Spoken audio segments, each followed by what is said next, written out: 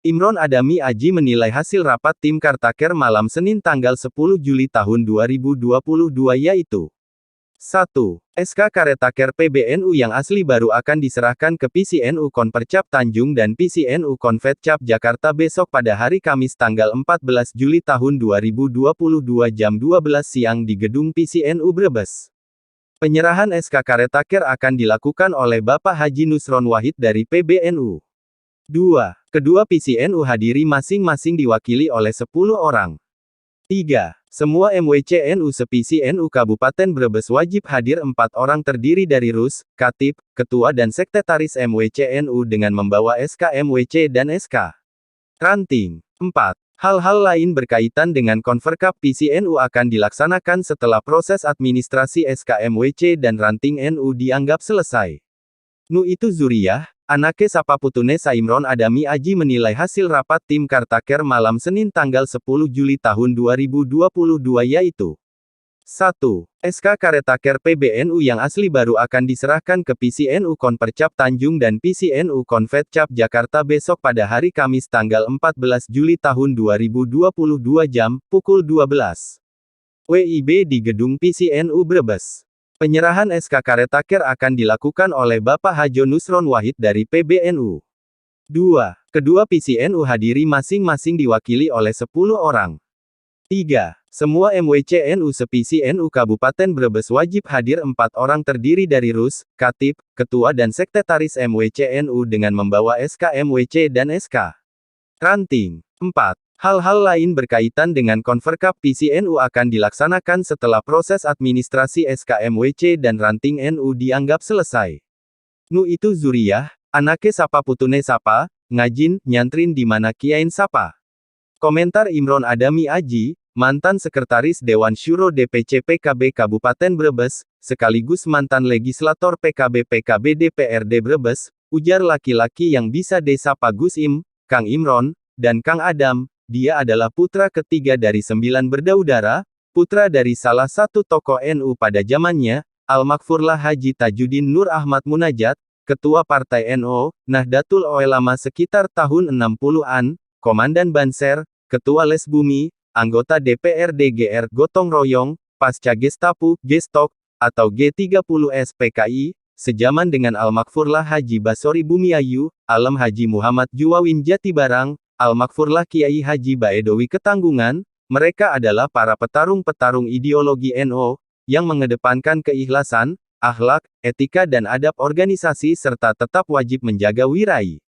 Seorang kiai harus menggunakan akhlak kiai dan yang ulama juga menjaga akhlak ulama, jasis semua terjaga, dari aspek zuriyah, yang tanfiziyah sebagai pelaksana orgsi juga menjaga etika dan integritas pribadi, integritas intelektual serta tetap menjaga muruah.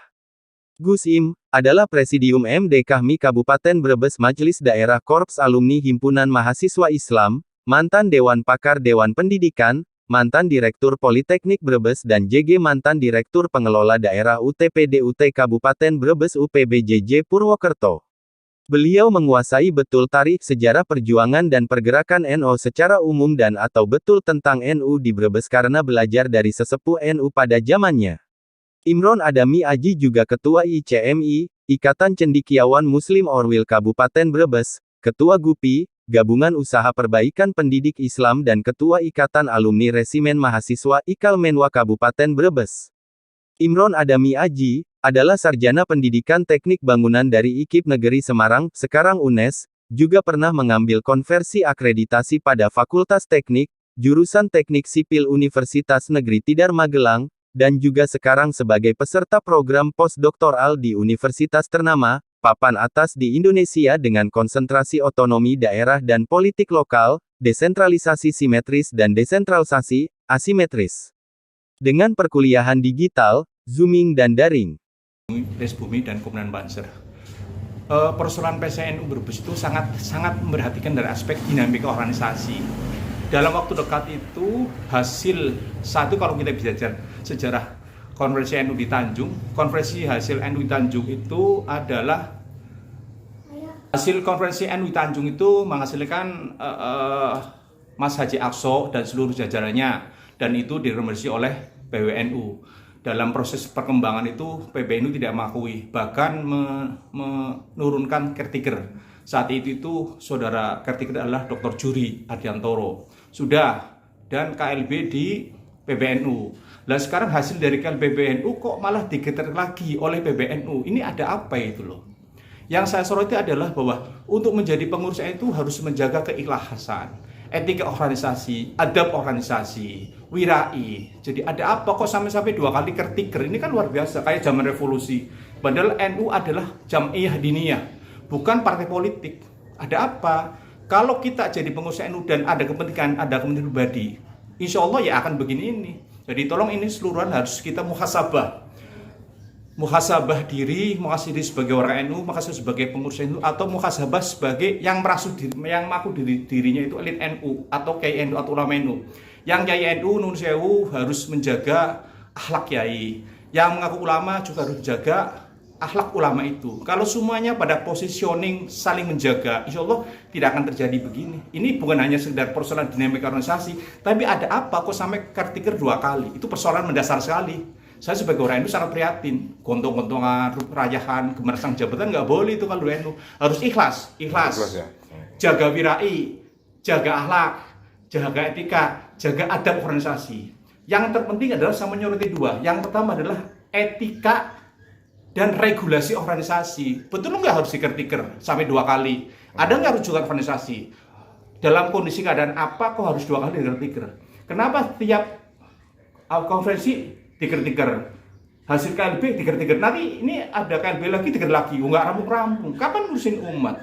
Umat itu pada keleleran, umat itu nggak karuan kan, berbes angka kemiskinan itu tantangan kita, angka kemiskinan, IPM rendah dan lain-lain banyak itu tantangan kita sebagai elit NU, sebagai pengurus dan semuanya aja, baik pemerintah maupun non pemerintah, baik NGO, baik penyelenggara negara, apalagi ormas-ormas yang besar seperti Nahdlatul Ulama, Muhammadiyah, Persis dan lain-lain, harus bagaimana umat diurusin gitu. Jangan kayak gini kemiskinannya rendah, saling pengurus gontok-gontokan. Itu yang kami sangat memprihatinkan.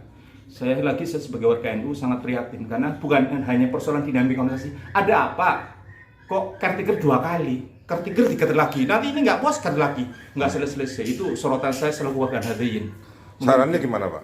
Sarannya supaya aman, nyaman, tidak ada ribut-ribut jabatan gimana? Dari aspek organisasi jelas harus pakai etika dan regulasi organisasi, itu jelas, itu kunci kita berorganisasi.